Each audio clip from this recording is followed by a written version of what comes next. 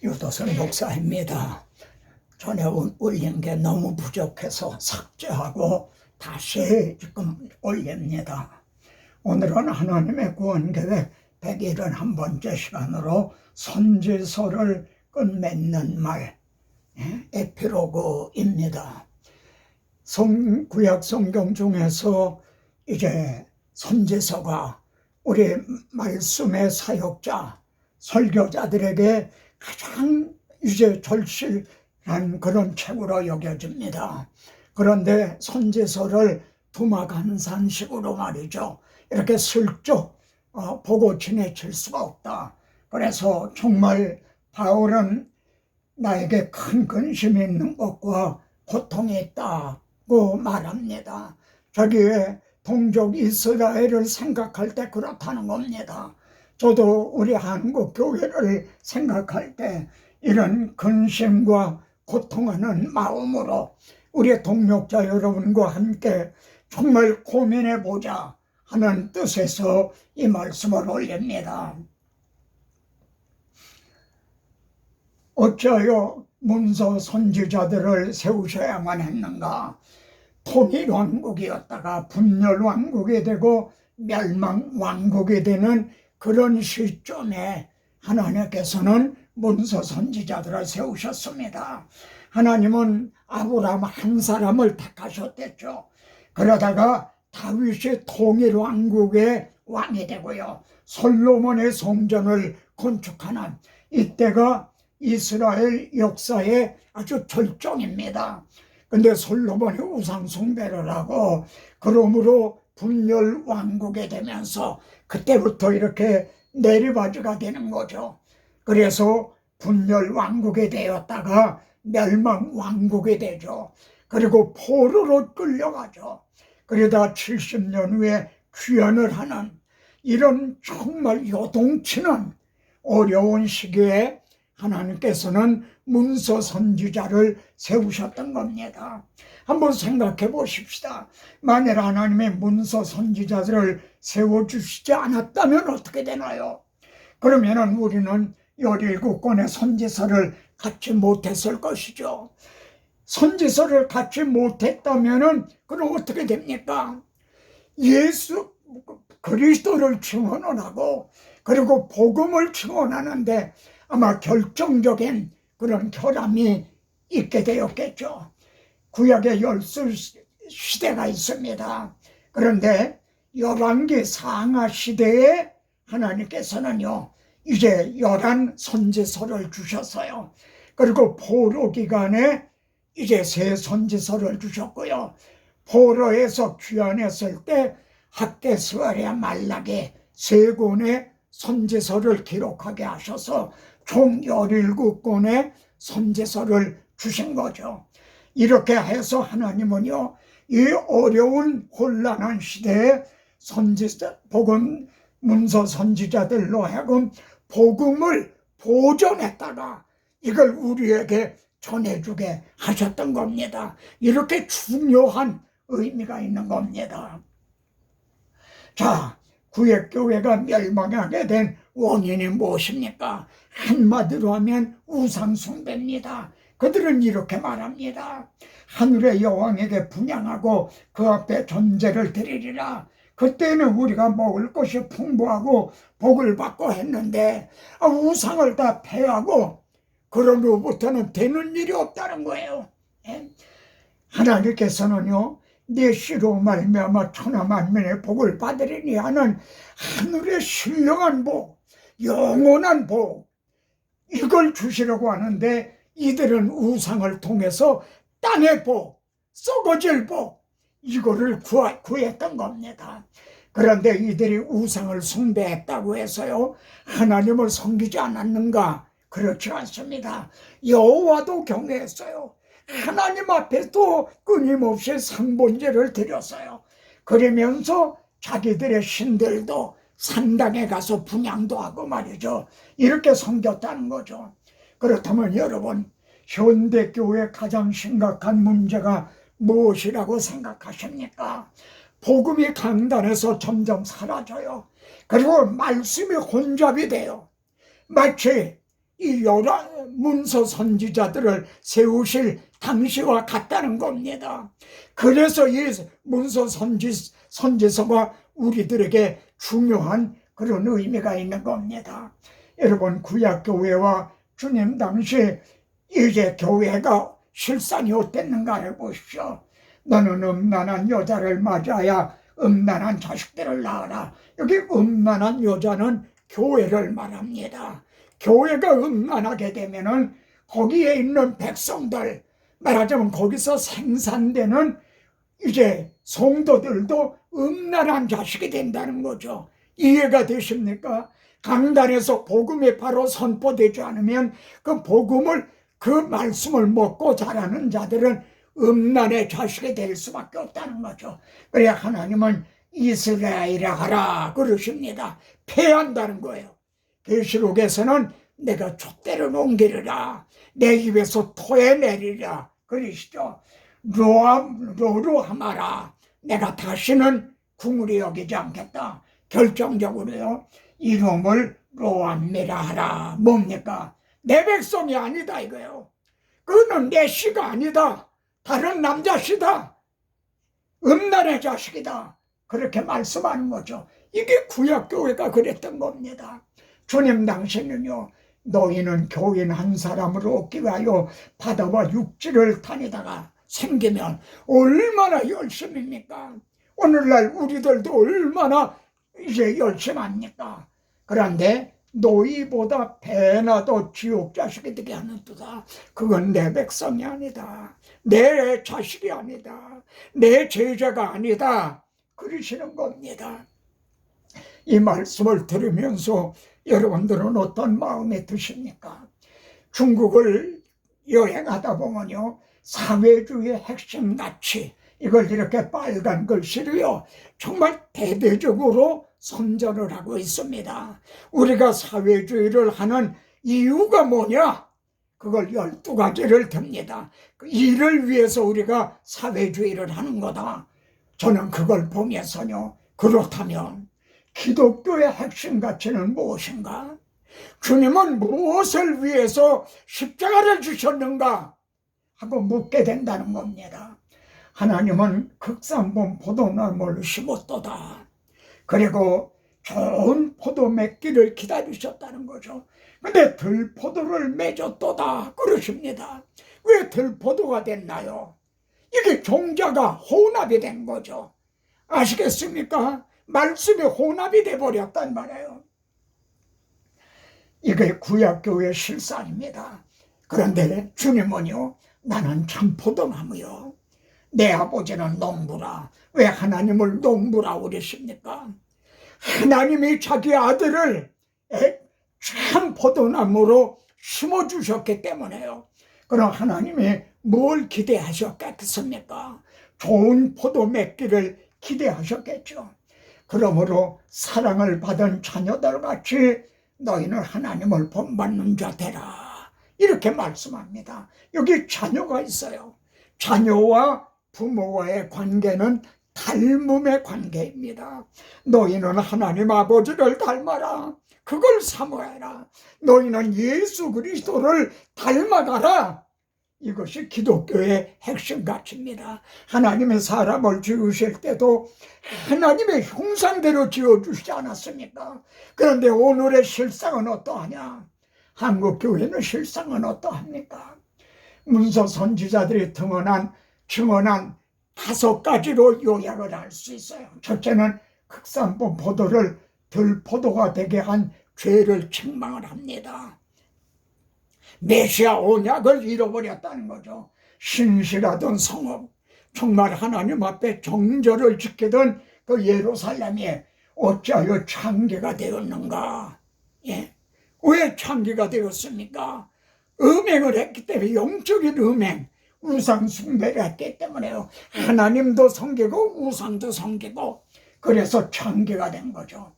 이제는 살인자들 뿐이로다. 하나님과의 관계가 잘못되면 사람과의 관계도 이렇게 잘못됩니다. 주님 당신은요, 뱀들아 독사의 새끼들아 그러십니다. 그리고 예루살렘아 예루살렘아 그러십니다. 예루살렘이 이제 뱀들아 독사들이 우글거리는 사탄의 소굴이 됐다는 겁니다. 이게 주님 당시의 실상입니다. 선지자들이 증언한 두 번째는요, 회개를 촉구합니다. 여러분, 회개가 무엇입니까? 잘못 가던 길에서 돌아서는 겁니다. 그래서 여기 보면 너희는 옷을 찢지 말고 마음을 찢고 너희 하나님 여호와께로 돌아오라, 하나님께로 돌아오라 그럽니다. 형제는 하나님께로 돌아가는 방도를 아십니까? 어떻게 하는 게 회개인지 그걸 아십니까? 말라기 보면요, 우리가 어떻게 해야 돌아가리까? 이렇게 말합니다. 이건 좋은 뜻이 아닙니다. 하나님께서 내게로 돌아오라 그러시니까 하나님, 아니 우리 이렇게 돌아왔지 않습니까? 이만하면 우리가 하나님을 잘 섬기는 거 아닙니까? 그런데 뭘 돌아오라 그러십니까? 우리는 벌써 돌아왔지 않습니까? 그렇게 말했던 겁니다. 여러분, 내가 곧 길이요 나로 말미암지 않고는 아버지께로 올 적 없다. 하나님께서는 아브라함과 다윗에게 세워주신 메시아 언약 안으로 돌아와라. 지금도 한국 교회를 향해서 너희는 복음으로 돌아와라. 이렇게 말씀하고 있는 겁니다. 이해가 되십니까? 문서 선지자들이 세 번째로 심판을 경고합니다. 그럼 우리는 심판받지 않나요? 우리 한번 보십시다. 어떤 사람이 주님에게요, 주여 구원을 받는 자가 적으니까, 제가 성경에서 처음에 이 말씀을 대했을 때 눈이 번쩍 띄었어요. 왜냐하면 주님에게 구원의 문제를 물으니까 저는 이게 제일 고민이었거든요. 오늘날 내게 맡겨주신 이 성도들이 한 사람도 낙오됨이 없이 몽땅 다 구원을 얻을 건가 아닌가, 이게 담임 목사로서는 고민이었던 겁니다. 그런데 구원을 얻을 자가 적으니까 그랬더니요, 좁은 문으로 들어가기를 힘쓰라. 내가 너에게 이르노니 들어가기를 구하여도 못하는 자가 많으리라. 들어간 길을 구한다는 건 교회 다니는 겁니다. 믿는다는 겁니다. 그런데 들어가지 못할 자가 혹 있다 그러시는 게 아니라 많으리라 그러시는 겁니다. 얼마나 우리에게 경각심을 일으키는 말씀입니다. 그래서 성경은요, 하나님의 집에서부터 심판을 시작한다는 겁니다. 이 말씀이 에스겔서 9장에도 나옵니다. 내 집에서 장로들부터 시작을 해라. 만일 우리에게 먼저 하면 알곡과 쭉정이를 가르치는 거죠. 쭉정이도 천국 창고에 덮어놓고 다 들어가는 게 아닙니다. 그러면서 또 의인이 겨우 구원을 얻으면 경건치 아니한 자와 죄인이 어디에 서려 그럽니다. 문서 선지자들의 네 번째로요, 이렇게 된 것이 지도자의 책임이라는 점을 고발합니다. 이 땅에 무섭고도 놀라운 일이 또다. 선지자들은 거짓을 예언하며 제사장들은 자기 권력으로 다스리며, 그런데요, 백성은 그것을 좋게 여기니 백성들이 분별히 여기서 아니요 해야 되는데 아멘 아멘 하면서 좋게 여긴다는 거예요. 왜 이단이 생기는 줄 압니까? 성도들이 그를 따르기 때문에 그런 거예요. 마지막에는 너희가 어찌하려느냐, 멸망하고 만 거죠. 내 선지자들이 내 죄악을 드러내어서 내가 사로잡히는 것을 돌이키게 그걸 막지를 못했다고 말합니다. 선지자들의 죄들과 그리고 제사장들의 죄악들 때문에 멸망했다고 에가서에서는 이렇게 지적하고 있는 겁니다. 지도자들의 책임이라는 겁니다. 문서 선지자들은 다섯 번째 마지막으로 회복을 약속합니다. 여러분, 그러면은 성경상 진정한 회복이 무엇입니까? 바벨론에서 돌아오면 그것이 하나님 나라가 회복이 되는 겁니까? 하나님의 이름과 명예가 온전히 회복이 되는 겁니까? 주님께서는 여기에 이 문맥에서요, 돌아오게 하리라 하시는 그 문맥에서 날이 이르리니 새 언약을 맺으리라. 새 언약을 통해서 돌아오게 하시겠다는 거죠. 그래서 주님은 나를 보내서 포로된 자에게 자유를, 사탄의 포로된 자를 자유하게 하는, 눌린 자를 자유롭게 하고 죄와 사망의 법에서 너를 해방하였습니다. 이게 진정한 이제 회복인 것입니다. 자, 문서 선지자들은요, 그래서 한결같이 다윗과 같은 왕 메시아를 예언했습니다. 이는 하나님께가 우리에게 낳는데 그분이 다윗의 왕위에 오르실 분이라는 거죠. 예레미야서에서도 다윗에게 의로운 한 가지를 일으킬 것이다. 근데 그분이 왕이 된다, 이렇게 예언합니다. 에스겔서에서도요, 내 종 다윗이 그들의 왕이 되고 목자가 된다. 이때는요, 다윗이 죽은 지가 한 400년쯤 됐을 때입니다. 근데 내 종 다윗이 왕이 되고 목자가 된다는 거는 내 말과 같이 내가 왕이다, 내가 선한 목자다 하신 예수 그리스도에 대한 예언이 분명한 거죠. 그래서 선지자들은요, 예수 그리스도의 초상화를 그려준 것과 같습니다. 예, 여기 보십시오. 징조를 주실 것이라. 많은 어린아이들이 태어나요. 그러면은 누가 메시아인 걸 어떻게 하는가? 처녀가 잉태하여 아들을 낳으면은 이게 징조다. 그분이 바로 메시아다. 역사 이래로 처녀가 잉태 아들을 낳는 일이 있었습니까? 그분은 다윗의 동네 베들레헴에서 태어나고 나귀를 타고 입성하실 것이다. 은 30에 팔릴 것이다. 수족을 찔렸나이다. 십자가에 못 박이실 것이다. 악인들과 함께 강도들 틈에 말입니다. 그러나 쏘금을 당하지 않고 부활하게 된다. 그리고 승천하셔서 하나님 우편에 앉아 계시다. 그러다가 우리를 영접하러 재림하신다는 거죠. 이렇게 그리스도께서 십자가에 못 박힌 것이 너희 눈앞에 밝게 보이거늘 선지자들은요, 이렇게 우리 눈앞에 밝게 보이도록 이렇게 예언을 한 겁니다. 그래서 문서 선지자들, 이것이 중요한 겁니다. 자, 선지자들은 말이죠, 메시아 언약과 함께 고난을 받았습니다. 복음과 함께 고난을 받은 거죠. 믿음장에 보면 악형을 받되 구차히 면하지 아니하였으며 어떤 이들은 시험과 채찍질뿐 아니라 결박과 옥에 갇히는 시험도 받았으며 돌로 치는 것과 톱으로 터는 것과 전해지는 말에 의하면 이사야 선지자는 므낫세에 의해서 말이죠, 톱으로 치는, 그렇게 해서 순교를 당했다고 말합니다.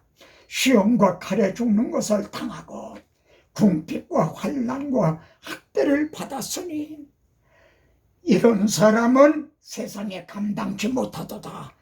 같이요, 다시 한번. 이런 사람들은 세상에 감당하지 못하도다. 무슨 뜻입니까? 돈으로 유혹을 해도, 여자로 유혹을 해도, 명예로, 권세로 유혹을 해도, 칼로 죽인다고 위협을 해도 이들을 꺾지를 못했다는 거죠. 감당하지 못했다는 거죠. 오늘날 이런 이제 감당 못할 이런 그리스도의 종들이 나타나줘야 되는 거죠. 여러분, 영적 전쟁은요, 입을 가지고 하는 전쟁입니다. 증언하는 게 입을 가지고 증언하거든요. 입에서 진리와 비진리가 나오거든요. 그때 성령과 악령이 역사하는 거죠. 여기에 더러운 영이 말입니다. 용의 입과 짐승의 입과 거짓 선지자 입에서 나오니 용, 짐승, 거짓 선지자, 이게 우리들의 대적의 삼위일체라, 이렇게 말할 수가 있죠. 그 입에서부터 더러운 영이 나온다는 게 왜요? 그 입에서 비진리가 나올 때 더러운 영이 함께 역사한다는 겁니다. 그럼 우리는요, 우리 형제들의 어린 양의 피와 어린 양의 피를 증언한다는 거죠. 십자가 복음인 겁니다. 이해가 되십니까? 예? 자기들의 증언하는 말씀으로 그를 이겼으니 주님이 어떻게 이기셨습니까? 십자가로 이기셨어요. 그의 증인들은 어떻게 이깁니까? 어린 양의 피, 십자가 복음으로 이기는 겁니다. 오늘날 교회가 왜 능력을 잃어버리고 이렇게 마시들은 소금, 말을 잃어버린 소금같이 되었나요? 십자가 복음을 잃어버렸기 때문에요. 그런데 여러분이 복음을 전하면요, 지혜로운 말로 설득을 해서 되는 게 아닙니다. 말로만 잃은 것이 아니다. 능력, 성령, 간확신으로 된 것이니 허물과 죄로 죽었던 자들이 나사로야 나오라 할 때 나사로가 살아나듯이 그들이 거듭난다는 겁니다. 얼마나 큰 능력입니까? 복음과 함께 이렇게 능력으로 역사하신다는 겁니다. 어느 시대나 남은 자 렘넌트가 있다고 말씀합니다. 선지서를 보세요. 한결같이 남은 자가 있다고 말합니다. 이스라엘이요, 내 백성이 바다 모래 같을지라도, 지금 교회 다니는 사람들이 바다 모래 같을지라도 남은 자만 돌아오리니, 이렇게 적용이 되죠. 여러분 잘 보십시오. 남은 자의 교리는요, 남은 자만 돌아온다 하는 말씀은 필연적으로 비유를 생각하게 됩니다. 우리 교회 100명 있다 합시다. 그럼 100명 중에 남은 자는 몇 명이나 될 건가? 7대 3인가? 아니면 3대 7이 될 것인가? 여러분이 정말 성도들을 위해서 강단에서 기도를 하는 이제 목회자라면은 이 점을 놓고 고민하게 되지 않습니까? 그런즉 이와 같이 지금도 은혜로 택하심을 따라 남은 자가 있나니라. 그래, 무릇 표면적 유대인이 아니요, 어머니 아버지가 유대인이라고 그들이 유대인이 아니라는 겁니다. 오늘날 표면적인 교회 다닌다고 그 사람들이 다 그리스도의 제자는 아니라는 말씀이 되는 거죠. 얼마나 심각합니까? 얼마나 목회자들을 고민하게 하는 말씀입니까? 사도 바울은요, 우리의 소망이나 기쁨이나 자랑의 면류관이 무엇이며 목회자의 기쁨, 자랑이 뭡니까? 그가 강림하실 때, 주님이 강림하실 때 우리 주 예수 앞에 너희가 아니냐. 하나님이 맡겨주신 성도들이 말해요. 한 사람도 낙오되지 아니하고 주님 앞에 다 서게 되는, 이게 내 자랑이요 기쁨이요 면류관이다. 형제도 그러합니까? 교인의 수만, 머릿수만 따지는 거 아닙니까? 바울은 우리 주 예수의 날에, 주님 재림하시는 날에 너희가 우리의 자랑이 되고 우리가 너희의 자랑이 되는 것이라. 이게 무슨 뜻입니까? 우리가, 목회자인 우리가 너희의 자랑이 되는 것이라. 그때 성도들이 말해요. 목사님 정말 고맙습니다. 목사님 자랑스럽습니다. 우리들을 말씀으로 바로 인도해 주셔서 이렇게 한 사람도 낙오되지 않고 다 이렇게 주님 앞에 섰습니다. 우리가 너희의 자랑이 되는 그것이라. 그런데 누가복음 여기를 보십시오. 구원 얻는 자가 적으니까 들어가기를 구하여도 못 들어갈 자가 많으니라 하는 말씀, 그 문맥에서요, 하나님 나라에 들어가는 자가 있어요. 그런데 밖에 쫓겨난 자가 있어요. 그런데 밖에서 슬피 울며 이를 가는 자가 있어요. 이 점을 좀 잘 살펴보십시오. 왜 슬피 울며 이를 갈까요? 사탄에 대해서 슬피 울며 이를 갈면 좋지만 목사님을 향해서 슬피 울며 이를 갈면 이게 얼마나 끔찍한 일입니까? 이게 누구의 책임입니까? 그래도 선지사를 우리가 대하면서 고민하게 되지 않습니까? 이것이 선지서 에피로그를 작성한 이제 그 의도인 겁니다. 이해가 되십니까? 깊이 생각하고 고민해 보십시다. 다음 시간에 또 뵙겠습니다.